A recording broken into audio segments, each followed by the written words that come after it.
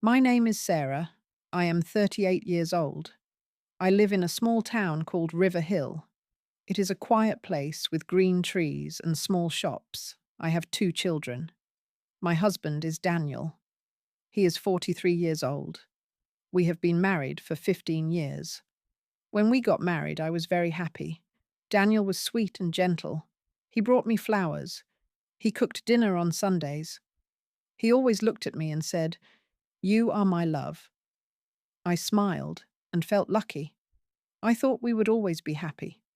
We lived in a small house near the park. I loved our home. It was warm and full of light. After 2 years, we had our first child, a baby boy. We named him Noah. He was quiet and kind. He liked books and birds. I stayed at home to care for him. Daniel went to work every day at the bank. 2 years later, we had a daughter. Her name is Emma. She loves music. She sings all the time. She is full of joy. I spent my days with the children. I cooked, cleaned, and taught them numbers and words. Daniel worked hard. He came home late, but always kissed the children goodnight. In those early years, I felt happy, tired, but happy. Life was busy, but it was good. We had dinners together. On weekends, we went to the lake. We ate ice cream and watched ducks. Daniel and I held hands. I believed our love was strong. But slowly things changed. Daniel began working more. He said, "I have a lot to do at the office." He stopped eating dinner with us. He stopped smiling at me. He looked tired, angry, or just quiet. I asked him, "Is everything okay?" He said, "I'm fine. Don't worry." At first, I believed him. I thought maybe work is hard. Maybe he just needs time. But it got worse. He came home late almost every night. He stopped calling me during the day. He didn't look at me the same way. I missed him. I missed the man who brought me flowers. I missed his warm voice. I felt like I was living with a shadow. He was there, but far away. One day, I found a receipt in his coat pocket. It was for a hotel in a city 2 hours away. The name on the bill was not Daniel's. It said room for Mr. D. Taylor and Miss Clara. My heart jumped. My hands shook. I waited for him to come home. I showed him the paper and asked, "Who is Clara?" He looked at me and said, "She's just a co-worker. It was a work trip, nothing more." I didn't believe him, but I said, "Okay." I didn't want to fight. I didn't want to break my family at that time. Noah was 5, and Emma was 3. They were small. They needed both of us. Weeks passed. I tried to smile. I tried to stay strong, but I cried at night when the children were asleep. I cried in the kitchen while washing dishes. I looked at Daniel and saw a stranger. I didn't know him anymore. He stopped telling me where he was going. He turned off his phone. He said, "I'm tired of all these questions." I said nothing. What could I say? I started to feel empty. I cleaned the house, but it didn't feel like home. I cooked meals, but they had no taste. I took the kids to school and smiled at other parents, but inside, I was broken. One afternoon, I went to the market. I saw a man from my past. His name was Mark. We went to the same school many years ago. He smiled at me and said, "Sarah, is that you?" I smiled too. "Yes, it's me." He was kind. He asked, "How are you?" I wanted to say, "I'm fine." But something inside me broke. I looked at him and said, "I don't know." He didn't laugh. He didn't change the subject. He looked into my eyes and said, "If you ever need someone to talk to, I'm here." I nodded. I walked away, but his words stayed with me. That night, I sat by the window. The children were asleep. Daniel was not home. I looked at the stars and felt very small. I whispered, "What happened to my life?" I thought about Mark, about his kind eyes, about his quiet voice. I didn't want anything from him. I just wanted someone to care, someone to listen. A few days later, I saw Mark again. He was at the cafe. I was alone, so I walked in. He waved at me. I sat with him. We talked. Not much, just simple things. The weather, books, our town. But his words felt warm. He asked, "How are your children?" I smiled. "They are my joy." He said, "You are strong. I can see it." I felt tears in my eyes. No one had said that to me in a long time. We met once a week, sometimes at the park, sometimes at the cafe. Nothing happened. No gifts, no promises, just words, just kindness. I started to feel alive again. I laughed. I felt the sun on my face. I listened to the birds sing. I looked in the mirror and saw someone I remembered. But one evening, Daniel came home early. He saw a message from Mark on my phone. Just a simple message. "Hope your day was good." Daniel became angry. He shouted, "Who is this man? Are you seeing someone?" I looked at him and said, "I needed someone to talk to. You were not there." He didn't speak. He walked away. That night we had a long talk. For the first time in years, Daniel looked at me. His eyes were red. He said, "I'm sorry. I didn't know you were so hurt." I said, "You didn't ask? You didn't see me?" He sat down and held my hand. "I still love you," he said. I wanted to believe him. I wanted to feel something. But my heart felt quiet. It was tired. It didn't trust easily anymore. And that is how part of my life changed. Not with a big event, but with many small cracks that grew over time. I don't know what will happen next, but I know I want peace. After that night, Daniel started to change. He came home earlier. He helped with dinner. He asked, "Do you want tea?" These were small things, but I noticed them.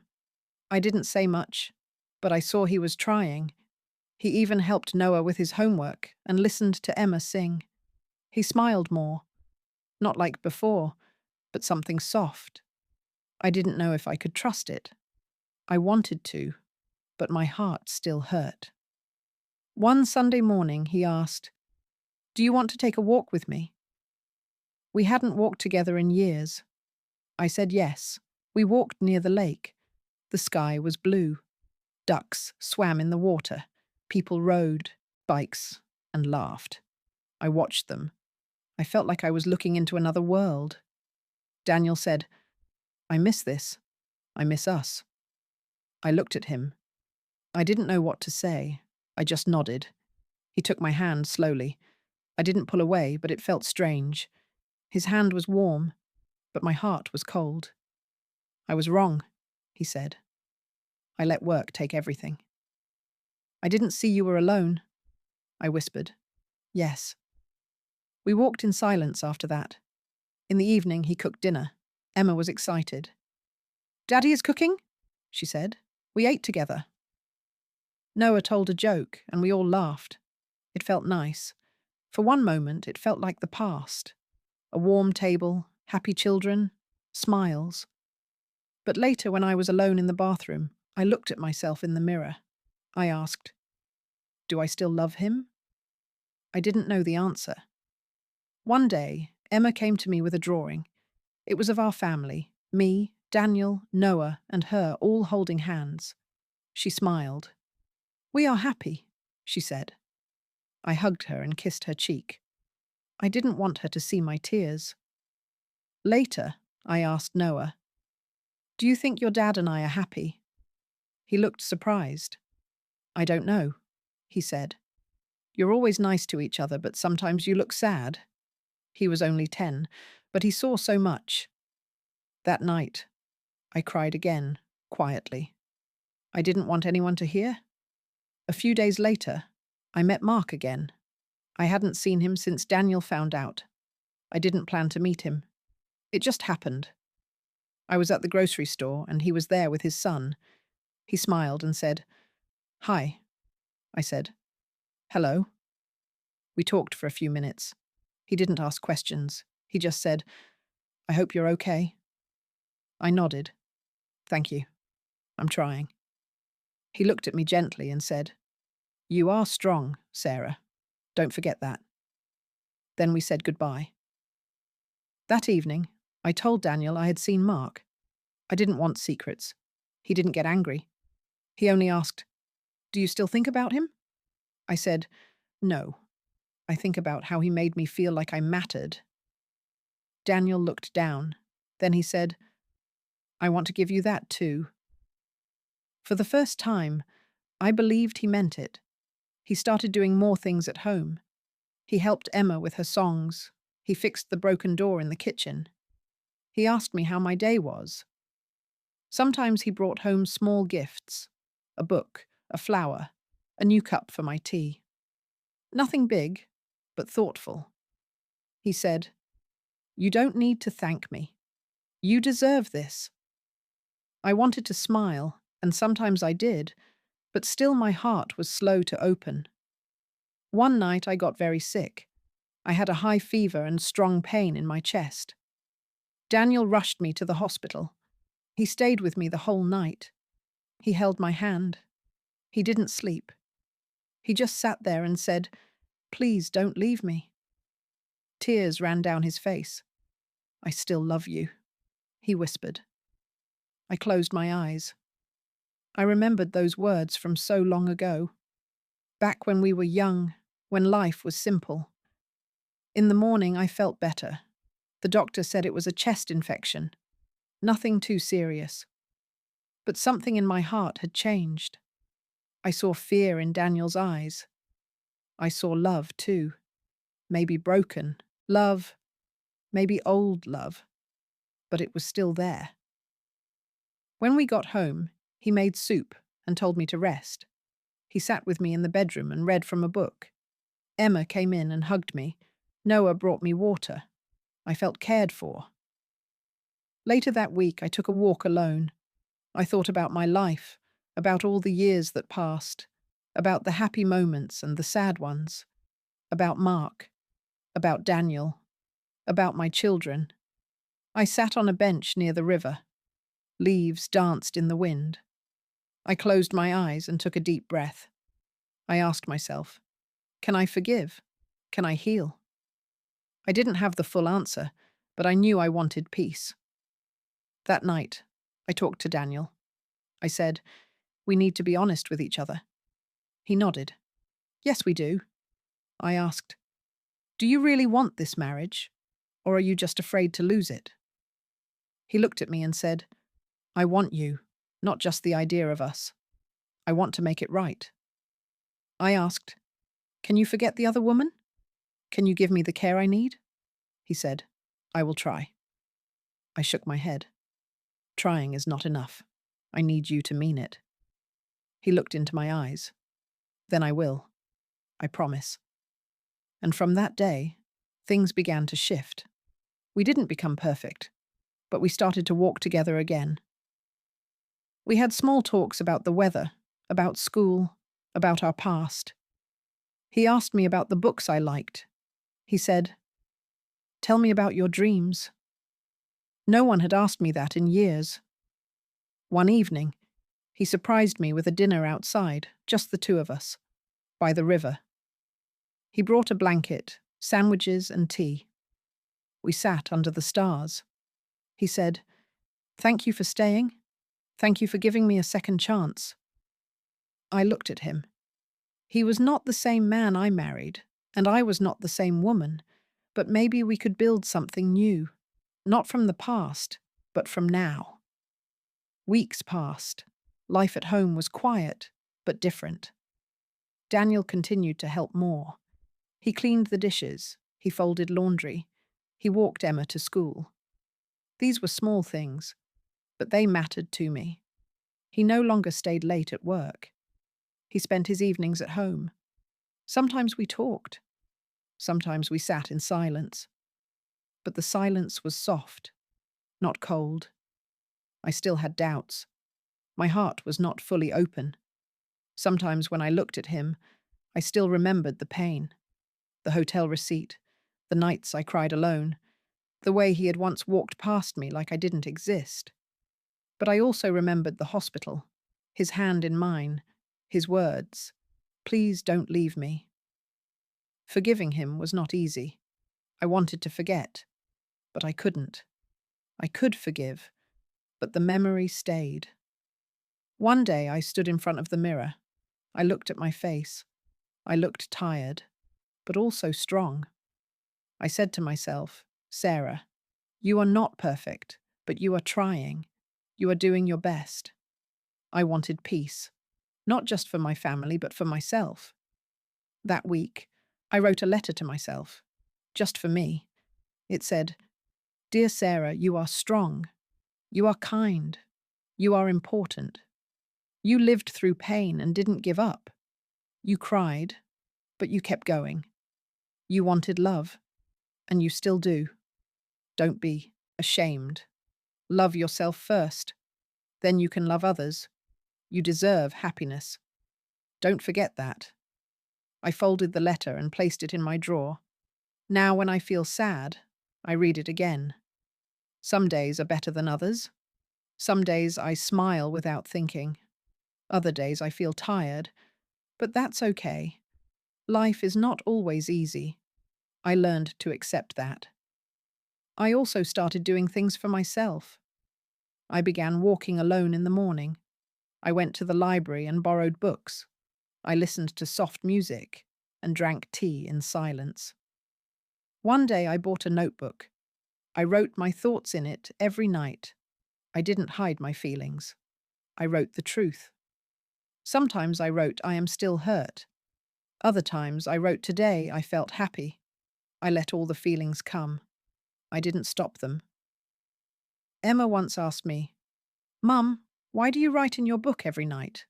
I smiled and said, "Because it helps me feel better." She nodded and said, "Maybe I will do that too." Noah also changed.